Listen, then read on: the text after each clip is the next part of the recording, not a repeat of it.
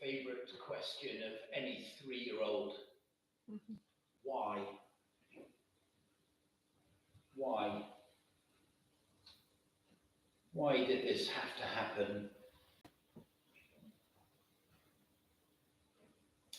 For nearly 2,000 years, people have been arguing over why exactly Jesus died.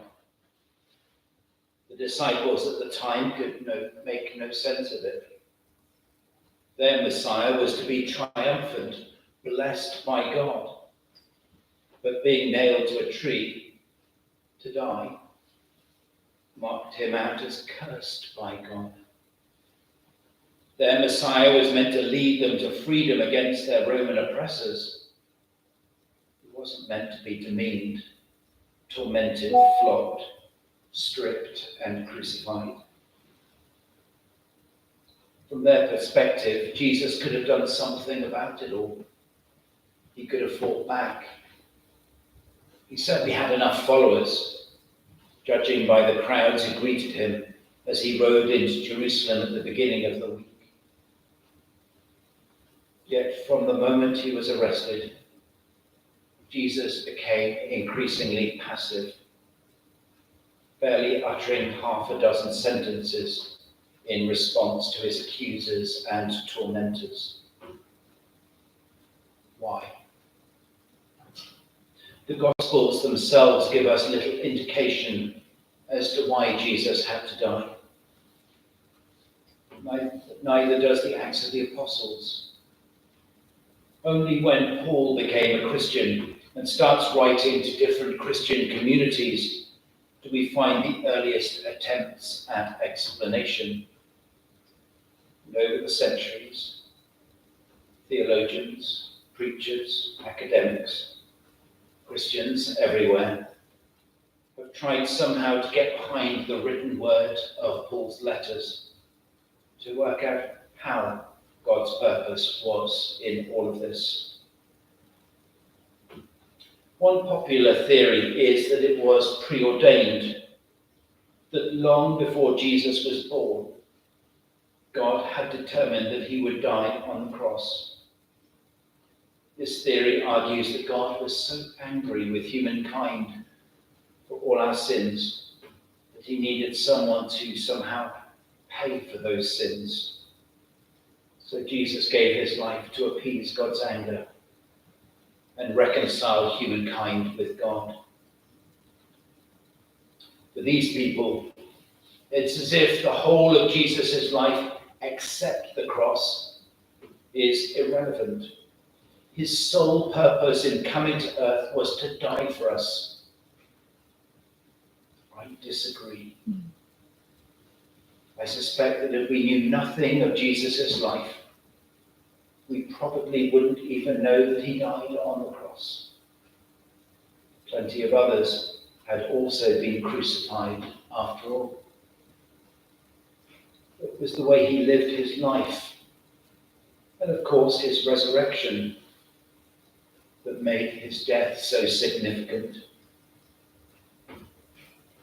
So I do believe Jesus came with a purpose, but that purpose had to do with the way he lived his whole life, not just his final moments. At every point in his life, Jesus had to make decisions, and actually he made choices which we've seen put him on a collision course with forces that were less than good in our world. So that one factor in what was happening was that he was fighting on our behalf something of a cosmic battle between good and evil, between unconditional love and self-serving.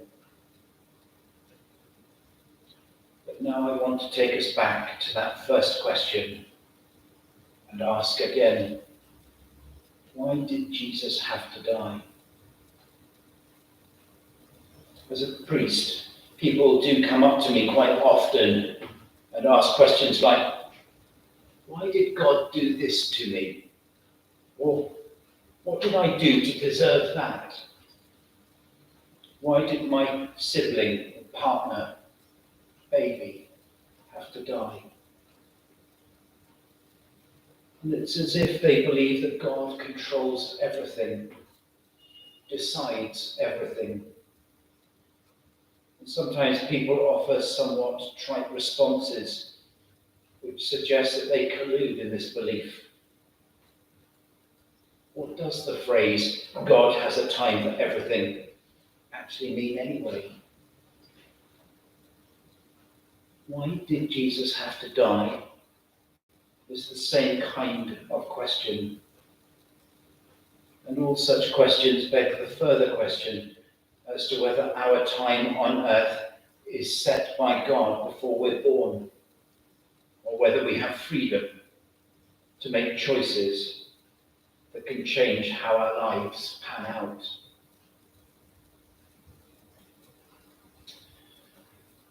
John Barton, who was a biblical scholar in Oxford, whose lectures I was privileged to attend, wrote a really excellent book called Love Unknown. In it, he says that one of the great truths about human life is that it is unpredictable. Both joys and sorrows can come unexpectedly. There's a riddle on similar lines that goes something like this. How do you make God laugh? And the answer is, tell him your plans. Sometimes we foolishly think we're in control of our plans, but we're not. But not because God pre-plans everything for us, far from it. Simply that in our lives, lots of things are just not in our control. There are so many variables. Things other people do, and things that are just happenstance. And even things that we do ourselves, good or bad choices that we make, can set other things in motion that we haven't anticipated, that change what we've planned, and then give life an unexpected twist. But they're not all pre-planned by God. So if human life is unpredictable, and Jesus comes to us as fully human, then he must have come choosing to live within the same unpredictability as the rest of us. And his life, death, and resurrection are no more preordained than anything that happens to any of us. Yes, Jesus made decisions in his earthly ministry that made it more likely that he was going to provoke envy and hatred amongst the religious authorities. Indeed, you can see at times he almost goaded people into a negative response. John's Gospel in particular is littered with arguments between Jesus and the religious leaders. And some people responded to his ministry by believing that he was the Messiah, whilst others were contemptuous and sought ways to have him killed. But what Jesus seems to be aiming at is to stir them out of their complacency and smugness, to make them rethink what God's desired way of living really is.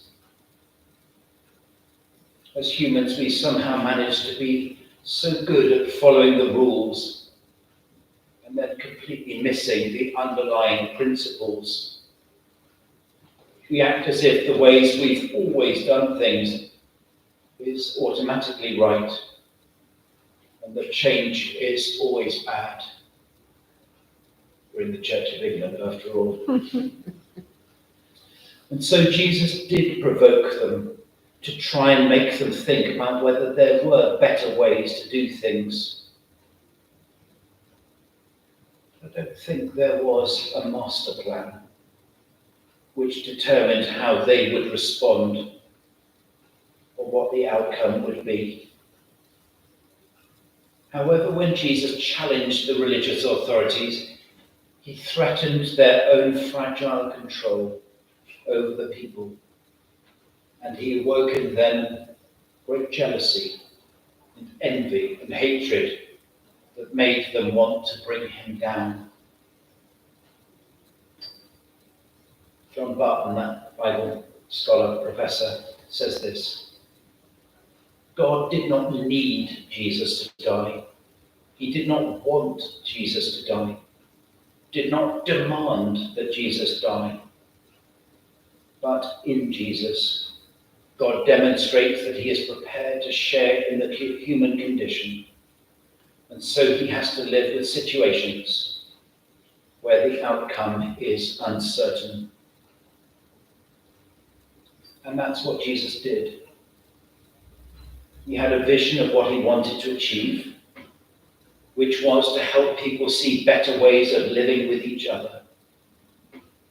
What he couldn't do was to dictate how people would respond.